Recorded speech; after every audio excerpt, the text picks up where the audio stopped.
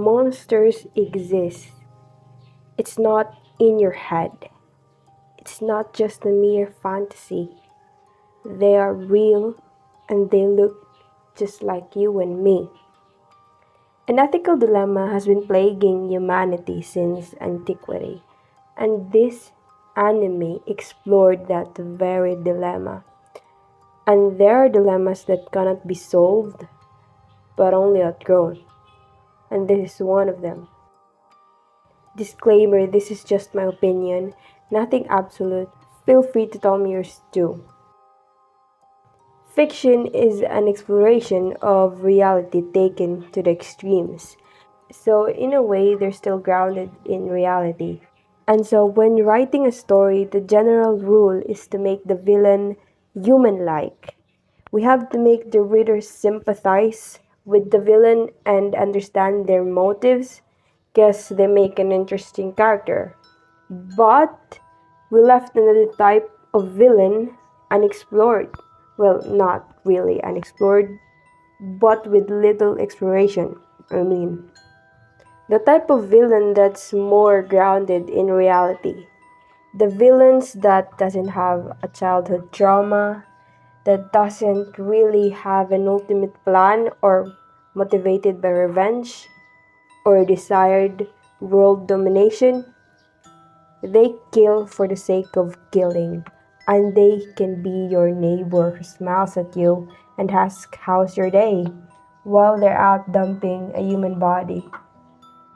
The monster anime is more on the morals exploration and psychology, mostly morals. And at the first episodes, we see Dr. Tenma having a conversation with his fiancée, and Tenma is trying to soothe his conscience because a person he was meant to operate died. Because he was ordered to operate a singer last minute, and his fiancée smiled and said, and I quote, this is verbatim, "It's fine. After all, people's lives aren't created equal." And Tenma was shocked by his fiance's remark, but he held into the moral that all life has the same value. And so another scenario happened where a boy arrived first at the emergency, and then moments later a mayor came in for an emergency, and then the head doctor or director, I don't know, ordered Tenma to operate the mayor instead of the boy. Because Tenma is the best doctor in the hospital and his success rate is high. But he refused and basically let chance decide. The boy arrived first by chance, even though in hierarchical lens in society the mayor is more valuable. But as a doctor, Tenma uphold the moral that all lives are equal. And so he goes to operate the boy and saved his life while the mayor died. As it happens, the boy that he saved that day turns out to be a psychopath. When he found out that the boy he saved killed lots of people, it took a toll on his conscience. Because it's like he's the one responsible for all those deaths because he brought the monster back to life. So Tenma literally made it his life quest to kill what he once saved. Johann, or the master, of course, is a psychopath. He's a genius, he lacks sympathy, empathy, he has the cosmic view of the world, and in the cosmic lens, everything is trivial and small, like ants. No one really cries when an ant dies. He sees human life like ants, like they don't matter. Intellectually, I can understand why and how he has that view, but emotionally, of course, it pains me because I care and I have emotions, and emotion is a different realm from thinking. And we need both to be in harmony with the society at large as an individual. The question of equality is also explored in this anime. It tugs at the deepest parts of our hearts, and it's the root of ideology, the communism, socialism, etc., and the cause of millions of lives lost. And what does the anime says about it? Well, the film doesn't have a stand, really. It's not trying to promote a specific ideology, it just shows what's real. Like I said, it's an exploration. Social hierarchy is real and it's not really based on merits like skill, wisdom, knowledge. Some people are handed social status by chance or by arbitrary family connections and not through effort and skill. And to most people, we have this instinct of fairness. We long for equal grounds, but reality isn't that simple. It's unfair, and it's a very hard truth to swallow. Not just about arbitrary thrownness, like a person is born a royalty in a specific era.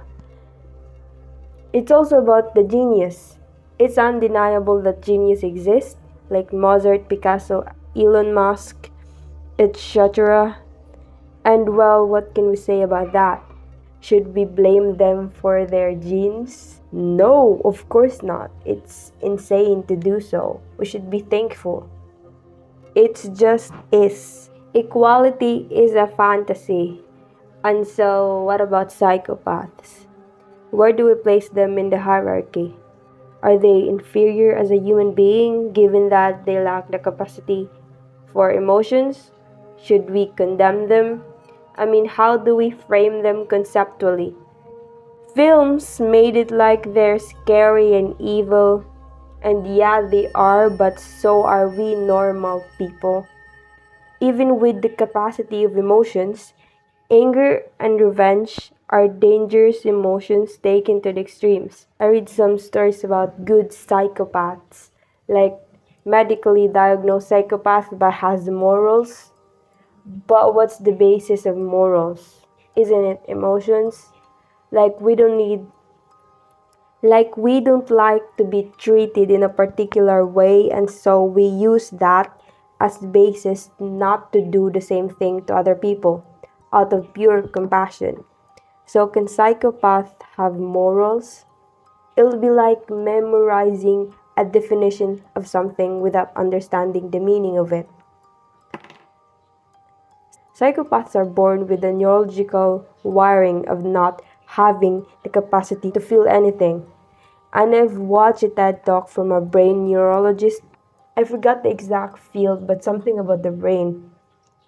And he apparently observed that his nephew was a psychopath and had him checked. And turns out there's something wrong with his brain that blocked the emotional part of it that respond to emotions.